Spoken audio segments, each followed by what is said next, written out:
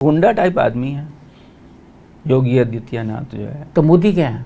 हाँ, कसाब है, इतने लोगों को मर्डर कर चुका है, मोदी क्या है? करवा देखें, चुका है। इन्होंने वहां पे बनाई थी युवा योनि के पता नहीं जो इंडियन संस्कृत का, उसका मतलब ये नौजवानों की वहां पे एक तंजीम बनाई थी जो जिसको अमेरिका के मीडिया ने टेररिस्ट ऑर्गेनाइजेशन डिक्लेयर किया था कि इंतहा पसंद रेडिकल इस तरह के लफ्ज उसके बारे में इस्तेमाल हुए थे। और ये थी सारी वहाँ पे मुसलमानों को क्रश करने के लिए, फोर्स बाय हुक और क्रुक तरीके से क्रश करने के लिए, तो इस तरह के थे। और ये इन्होंने डिसबैंड की उस वक्त जब ये वहाँ पे मोदी साहब पावर में आ गए, और उनके आने के बाद जो 2014 में जब योगी का बनने लगा कि चीफ मिनिस्टर होंगे, तो उन्होंने कहा ये सारे दाग धब्बे दो। तो उन दागों को धोने के लिए उन्होंने वो जो एक इंडियन रेडिकल पार्टी थी अपनी, उसको ख़त्म कर दिया। लेकिन उसकी चीज़ें, उसके बयानात, उसके कार्नेजेस, और आप देखें ना, इन्होंने जितने भी वहाँ पे उत्तर प्रदेश में कार्नेजेस हुए मुसलमानों के, हम कहते हुए नहीं, हम कहते हैं ना मुस्लिम, हम कहते हैं हिंदू मुस्लिम फसाद तो होता ही नहीं, मुसलमान तो करते ही कुछ नहीं।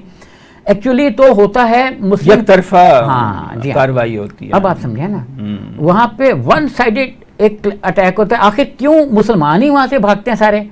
देखा ना 2002 के जिसको कहते हैं राइट्स, वो राइट्स तो नहीं थे, वो तो अटैक्स थे मुसलमानों पे।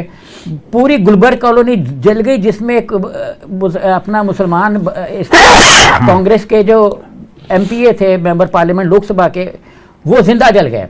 जिंदा जल गए गुलबर्ग कॉलोनी में। अभी भी वो कॉलोनी है, लोग वहाँ से लाखों गए, कैंपों में गए, जिस पे मोदी साहब ने कहा कि ये जो कैंप्स हैं ये बच्चे पैदा करने की मशीनें हैं, जो कैंप्स बनाए गए। बड़े बेरहम और ऐसे आदमी हैं जिनके दिल में कोई यानी वो नहीं तो है रहम। इनको फिर अमेरिका में कातिल डिक्लेयर किया गया, अमेरिका में, और यूके में भी किया गया किसी हद तक, क्योंकि जो फिल्म बनी जो बाद में बैन हो गई इंडिया में, बीबीसी ने बनाई, क्या नाम था उसका? मोदी। हाँ, अच्छा, उसमें ये था कि वहाँ पे जो मेंबर पार्लियामेंट ने स्पीच की, वहाँ पे ये हुआ कि 5 बरतानवी शहरी थे जो उस वक्त किसी और रियासत से गुजरात में दाखिल हो रहे थे। अब मोदी साहब तो है ना कि मुसलमान लिबास से पहचाने जाते हैं, तो उन्होंने लिबास पहना हुआ था, उन्होंने मार दिया उनको भी, और उनकी लाशें भी नहीं मिली, कहीं जिंदा गाड़ उड़ दिया।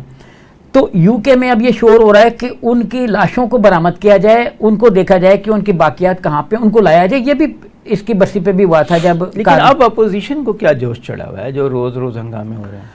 अपोजिशन प्रेशर डाल के इनको तमीज के दायरे में लाना चाह रही है।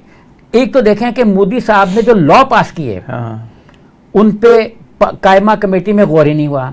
जैसे देखें ना, इन्होंने जब अडानी को, अंबानी को देने थे इधर के खेत, भारतीय पंजाब के, हरियाणा के, तो इन्होंने बिल कांग्रेस की जो उनकी कमेटियां थी अपना पार्लियामेंट की, उसमें ज़ेर बास बगैर पास कर दिए।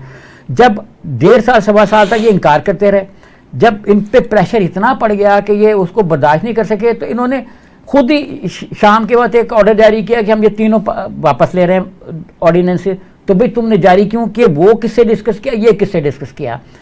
अच्छा, जिस आदमी ने 5 बंदे मार दिए, किसानों पे गाड़ी चढ़ा के मार दी, जिस पे गाना बना, और वो गाना बड़ा टॉप पे गया, गाना में उसमें गीत बनाया भोजपुरी लैंग्वेज में, तो किसानों के सीने पे चढ़ाई गाड़ी, वो अपनी लैंग्वेज में थी उनकी, भोजपुरी में,